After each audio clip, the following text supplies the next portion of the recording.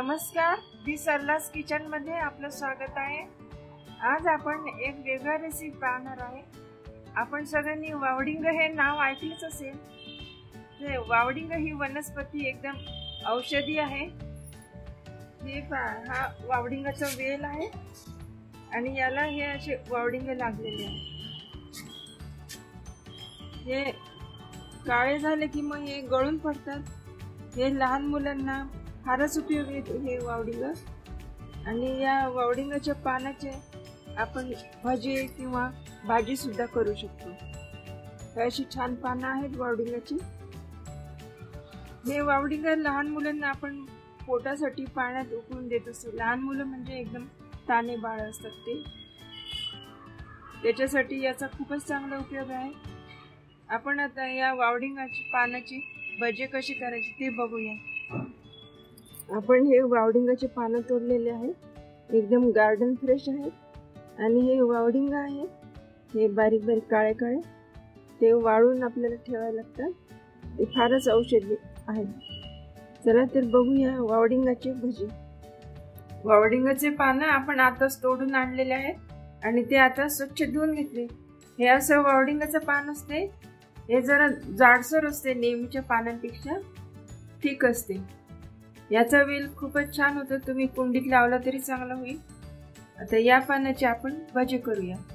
भज्यासाठी लागणार साहित्य: वावडिंगाचे पानं, कोथिंबीर आणि लसूण जिरे कुटून घेतलाय, थोडा ओवा, मीठ, हळद, तिखट आपल्या चवीनुसार, आणि बेसन पीठ, आणि हे थोडंसं गव्हाचं पीठ घेतलंय त्याच्यात टाकायला, आणि तळण्यासाठी लागणारं तेल। आता हे सगळं आपण बेसन भिजवून घेऊया। पहिले एका भांड्यात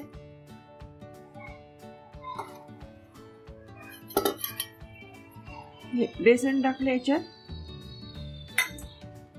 आणि थोडे 1 चमचा गव्हाचं पीठ टाकलं, त्याच्यामुळे छान कुरकुरीत होतात भजे। थोडंसं मीठ आपल्या चवीनुसार, हळद, आणि आपल्या आवडीप्रमाणे तिखट जास्त पाहिजे जास्त तिखट टाकू शकता।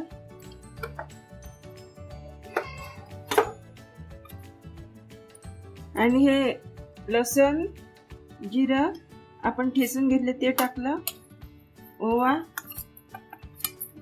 आणि बारीक कापलेली कोथिंबीर, हे सगळं मिक्स करून घ्यायचं आणि पाण्यात भिजवायचं। त्यासाठी आपण पाणी घेतलंय।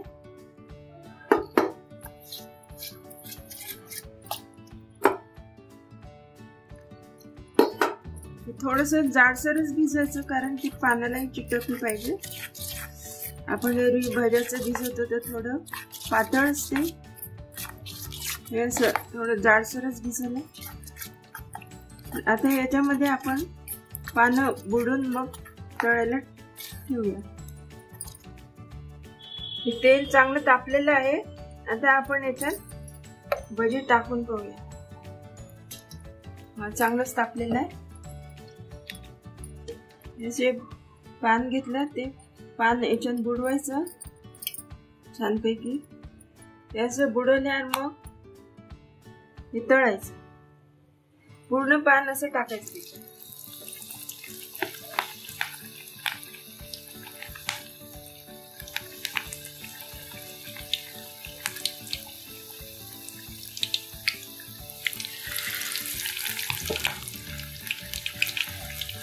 बेसन पीठ थोडं घट्टसरच भिजवायचं, कारण ते पानाला चिटकते मग।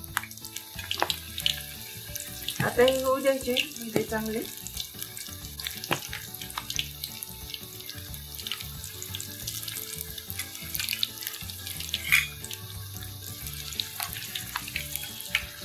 आता हे खालच्या बाजूने चांगलं झालंय, आता हे उलटायचं। भजा छान झालेला आहे, कुरकुरीत एकदम। आपण तो काढून घेऊया। तसं दुसराही भजा झालेला आहे, तो पण छान झालाय। असे आपण एक एक करून सगळे भजे तळून घ्यायचे। साधारण 15-20 जर पानं असतील तर तुम्हाला 2 वाटी बेसन लागेल भजे करायला। हे पान मोठं असल्यामुळे एकच भजा टाकला.